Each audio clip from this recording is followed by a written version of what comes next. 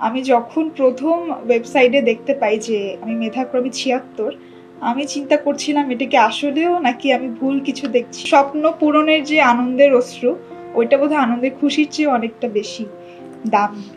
জুনিয়রদেরকে একটা কথাই বলবো, তোমরা যেটা স্বপ্ন দেখছো, যেটার জন্য আগাচ্ছ, সেটা নিয়ে লেগে থাকো। সারাদিন পড়া বা সেটা কখনো ভালো না, যতক্ষণ পড়ছি সেটা যেন ইফেক্টিভ হয় এবং আমাদের স্বপ্ন পূরণের জন্য বা আমরা যে লক্ষ্যে পৌঁছাতে চাইছি সেটার জন্য যেন কাজে লাগে।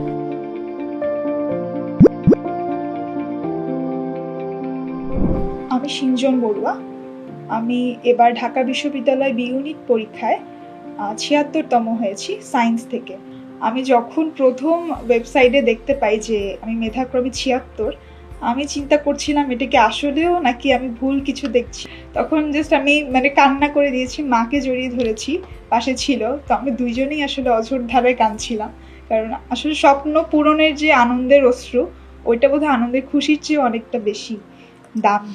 তোমার ঢাকা ইউনিভার্সিটিতে চান্স পাওয়ার জন্য যে পড়ালেখা তুমি করেছো, এখানে কি স্ট্র্যাটেজিতে তুমি পড়েছো, কিংবা তোমার ডেইলি রুটিনটা কিরকম ছিল?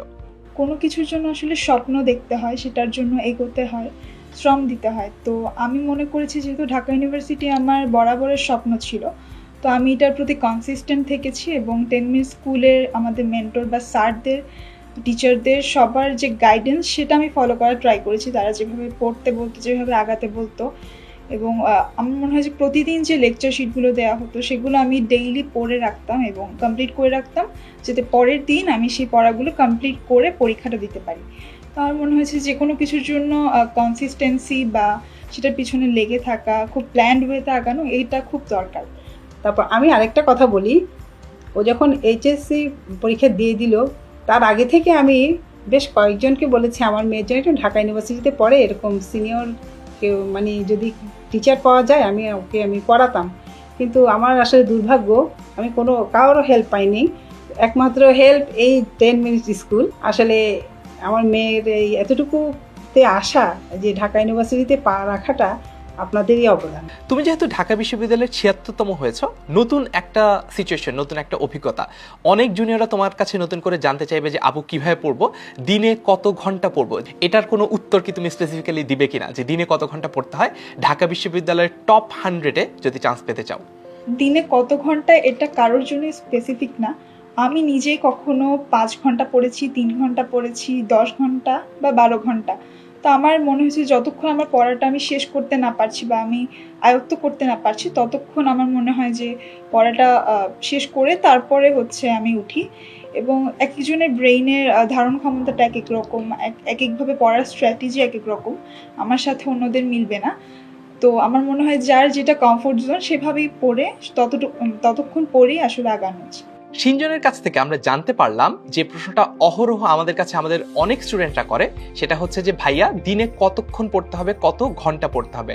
আমরা ইতোমধ্যেই সিঞ্জনের কাছ থেকে যে ব্যাপারটা জানলাম সেটা হচ্ছে যে দিনে কার কতক্ষণ পড়তে হবে এটা কিন্তু যার যার ক্যালিবারের উপর ডিপেন্ড করে। কেউ হয়তো বা একটা জিনিস একবার পড়েই মনে রাখতে পারে, তার সেটা হয়তো বা বারবার পড়তে হবে না। আবার কারো হয়তো বা একই জিনিস 2বার পড়লে মনে থাকে, তার 2বার পড়তে হবে। কারো হয়তো বা সেই জিনিসটা মনে রাখতে 3বার বা 5বার পড়া লাগে, তখন কিন্তু তাকে 3বার বা 5বার পড়তে হবে। অনেক ধন্যবাদ সিঞ্জনকে এই ব্যাপারটা শেয়ার করার জন্য। এখন তোমার কাছে আমার প্রশ্ন হচ্ছে, জুনিয়রদের প্রতি তোমার যদি কোনো সাজেশন থাকে। জুনিয়রদেরকে একটা কথাই বলবো, তোমরা যেটা স্বপ্ন দেখছো, যেটার জন্য আগাচ্ছ, সেটা নিয়ে লেগে থাকো। সব কিছুর জন্য আসলে পরিশ্রমটা এবং আত্মবিশ্বাসটা সবচেয়ে বেশি দরকার।